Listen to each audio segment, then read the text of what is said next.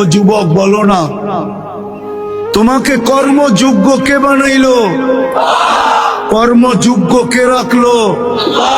যদি অসুস্থতা দিয়ে বিছনায় ফালায় রাখতো কি করতে? কি করার ছিল? অভিযোগ, থানায় কেস,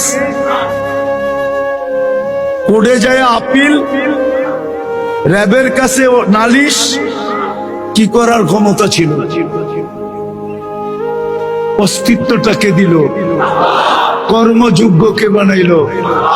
কর্মযোগ্য কে রাখতেছে? কতটুকু নুন খাই,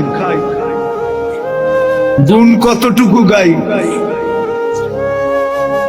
গুণ তো গাই না আল্লাহ।